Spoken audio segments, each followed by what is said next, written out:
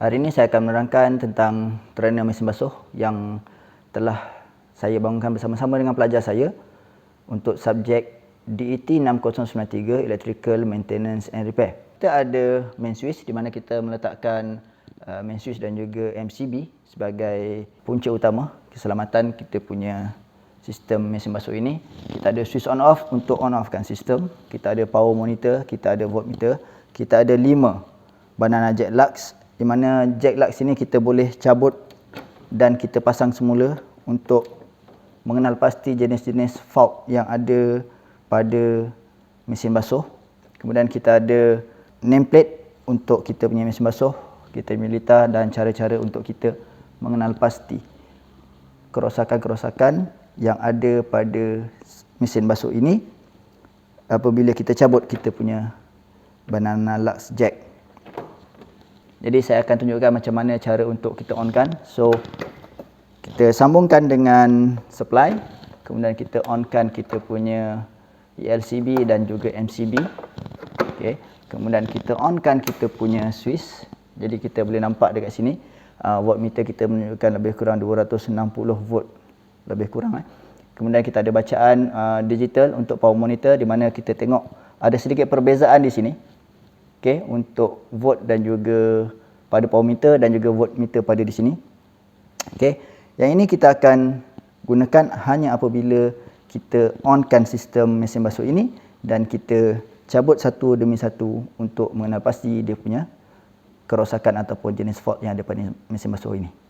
Okey, jika kita lihat pada permukaan bahagian atas mesin basuh ini, okey, kita tengok ini adalah mesin basuh jenis saya, model HWM60M1201, di mana kapasiti untuk mesin basuh ini adalah 6 kg.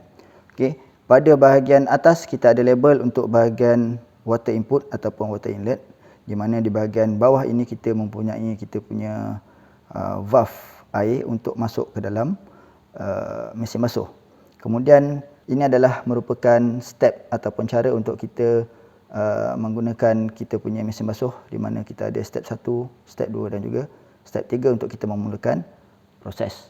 Di bahagian belakang mesin basuh ini, okey, kami telah tukarkan bahagian belakang ini dengan satu perspek yang kita boleh lihat di bahagian dalam mesin basuh, di mana apabila kita menggunakan trainer ini, kita boleh lihat bahagian dalam mesin basuh, bahagian-bahagian ataupun komponen-komponen yang ada pada mesin basuh ini dan juga bagaimana cara pergerakan mesin basuh ini apabila telah kita onkan dengan sistem.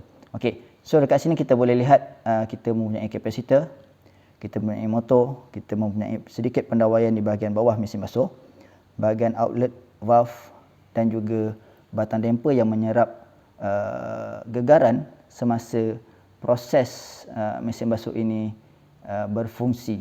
Jadi sedikit sebanyak pelajar akan dapat melihat bagaimanakah keadaan di dalam mesin basuh yang sering digunakan di rumah. Kerana pada bahagian asal ataupun komponen asal mesin basuh di bahagian belakang ini kita tidak boleh lihat di bahagian dalamnya. So dengan cara ini kita boleh tunjukkan kepada para pelajar macam mana fungsi setiap komponen dan di mana komponen itu terletak dan bagaimana keadaan bahagian dalam sesebuah mesin basuh.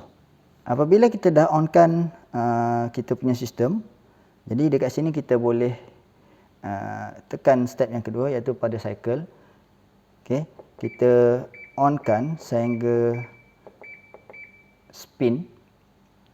Okey, jadi kita nak tengok apa fungsi fault pada sistem kita, jadi kita onkan.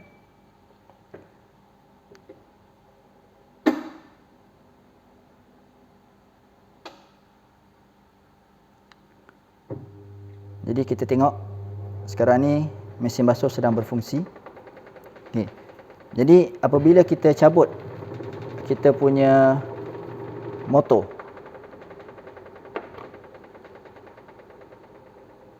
jadi secara automatik kalau kita lihat mesin basuh ini tidak berfungsi walaupun timer masih lagi berjalan tetapi motor pada sistem kita telah diputuskan ditanya. Jadi bermaksud jika dalam keadaan spin motor tidak berpusing adalah fault daripada motor. Jadi kalau kita pasang semula, okey, kita boleh lihat motor berfungsi seperti biasa. Ini adalah salah satu cara untuk kita mengenal pasti jenis fault pada motor pada bahagian trainer mesin basuh ini. Baik, saya cuba sekali lagi. Kita tarik. Secara automatik mesin basuh ini akan berhenti kerana motor pada mesin basuh ini mengalami kerosakan. Okey, untuk fault yang kedua, kita onkan juga seperti biasa. Kita letak pada fungsi spin dan kita cabut kita punya banana jet lux pada kita punya drain valve, dan fungsi ini sepatutnya apabila kita onkan ataupun kita start kita punya sistem, kita akan dengar satu bunyi di mana bunyi tersebut sebenarnya adalah bunyi drain valve untuk mengeluarkan air daripada kita punya mesin basuh. Jadi bila kita onkan sistem ni, jadi sepatutnya apa yang berlaku ialah kita akan dengar satu bunyi dan air sepatutnya akan keluar. Tetapi apa yang berlaku sekarang, kita tak dengar bunyi tetapi mesin basuh berpusing, spin seperti biasa. Jadi kalau ikutkan mesin basuh ini sebenarnya tidak berfungsi dengan baik sebab apa? Air tidak dikeluarkan sebelum proses spin berlaku. Jadi kita boleh lihat ini adalah salah satu fault di mana air tidak keluar daripada mesin basuh. Tetapi fungsi spin masih lagi berfungsi.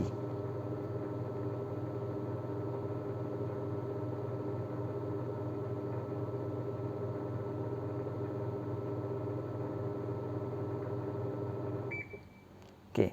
Baik, jadi kita boleh dengar bunyi mesin basuh sedang menjalani proses spin tetapi air tidak keluar daripada sistem mesin basuh ini. Baik, untuk fault yang ketiga.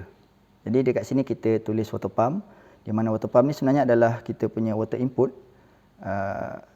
di mana valve untuk water input ni akan berfungsi memasukkan air ke dalam kita punya mesin basuh apabila kita pilih cycle wash.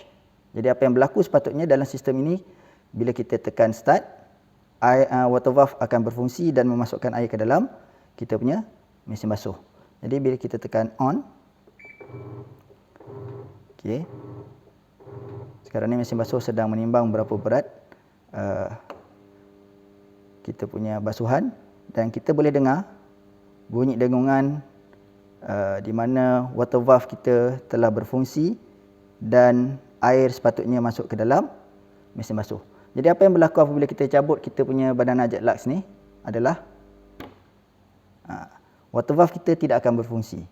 Okay, jadi dekat sini kita boleh nampak kerosakan yang berlaku ialah air tidak dapat masuk ke dalam kita punya mesin basuh disebabkan oleh kita punya water valve ataupun water input kita tidak dapat membekalkan air ke dalam mesin basuh. Jadi bila kita pasangkan semula, kita boleh dengar bunyi pada kita punya water valve menunjukkan air sedang masuk ke dalam kita punya mesin basuh.